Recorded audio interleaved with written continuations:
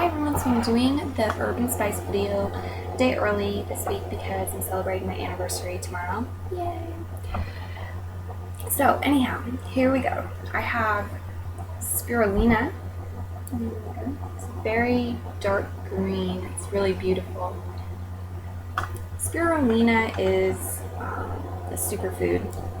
It's very potent and it's very strong. It smells very strong and unpleasant, but it's just a powerhouse of nutrients and I do love it. I only know of a couple ways to successfully use spirulina, but like probably two that I've tested. But there are, other possibilities. My advice with this is if you're new to spirulina, get a recipe before you start experimenting around with it, and preferably like one online that has reviews and things, because you don't want it to be overpowering spirulina. I have heard some people put it on popcorn with other stuff like nutritional yeast, herbs, and whatnot. I have not done that. You can put a small amount of it into chocolate, I think, and have it come out all right. Chocolate brownies, vegan chocolate brownies, or any sort of chocolate thing you're doing, chocolate smoothies, whatever. But I have not tested that. The things that I've made with spirulina are pesto. I can get away with adding like a teaspoon or more of spirulina to a pesto recipe, which is wonderful because it is such a powerhouse and it tastes marvelous. Love it. And other green sauces. So I often do, periodically I do a green sauce where I combine different greens into a sauce and use it on pasta usually, or you could use a green sauce on anything, but I generally use it on pasta. So the most recent one I did was broccoli, avocados, and a bunch of fresh basil with some spirulina.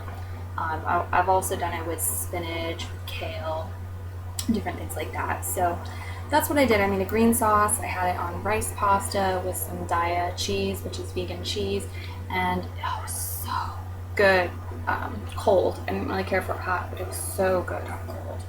I threw some tomatoes in there. And yeah, so that's spirulina. Alright, I have ground cinnamon.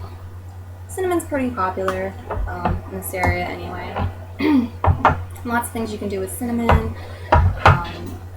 It's good on fruits. It's nice on apples. Apples with xylitol and cinnamon. I sometimes do that.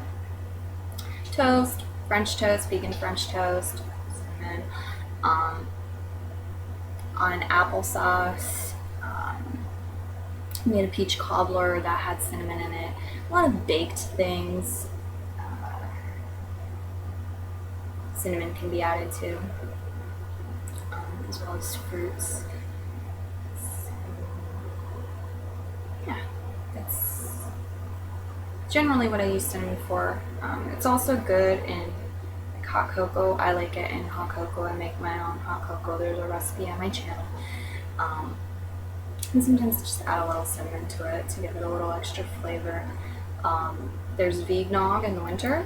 It's like eggnog, but it tastes pretty much like eggnog. It's not gross.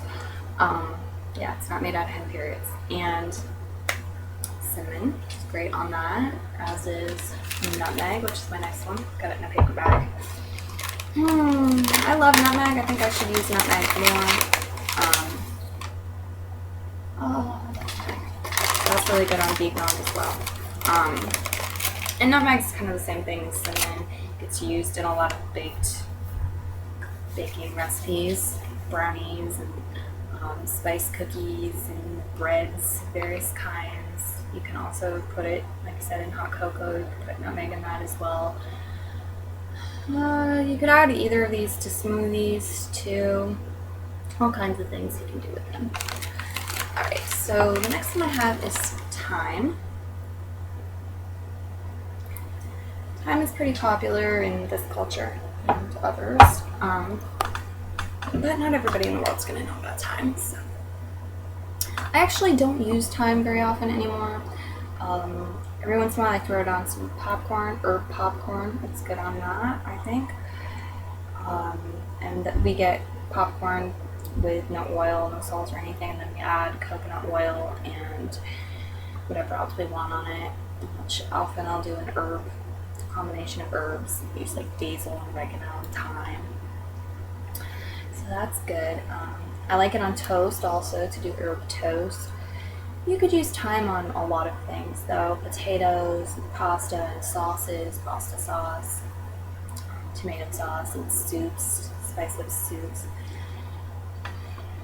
Vegan stuffing is a big reason why I keep this around. Vegan stuffing and the herb combinations.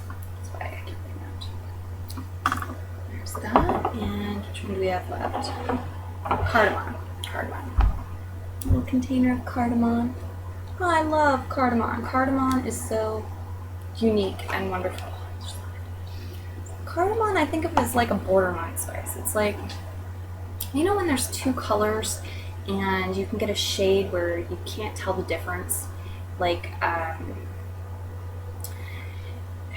you look at a car or something, you look right at it, you take your time, and you really just cannot tell whether it's purple or red. It's like that shade of maroon where it's both, or pink and purple that happens too. That's what I think. That's like how my brain relates to this spice, because on the one hand it's really good for the same type of things as cinnamon and nutmeg to have in like spice cookies and to spice up drinks and in baking and sweets, stuff like that. On the other hand, it can get used in Middle Eastern dishes. It does get used in Middle Eastern dishes frequently. You can make it. You can put some of it into bean burgers to add a little spice. A little cardamom on green beans is great. Or like in black bean burgers. And I think most falafel recipes call for a little cardamom as well. So cardamom is a super cool spice. I love it. Alright, so that's everything for this video. Just a little announcement. I'm now on Patreon, so if you want to support me on Patreon, the link is down below. Thank you. At least on one of my channels, so if you're watching this on the other one, maybe in the future I'll get that set up. Thank you all for your attention and for all of the likes and shares and pleasant comments that you've given me in the past. Please keep them coming. I love them. And I wish you all well. Bye.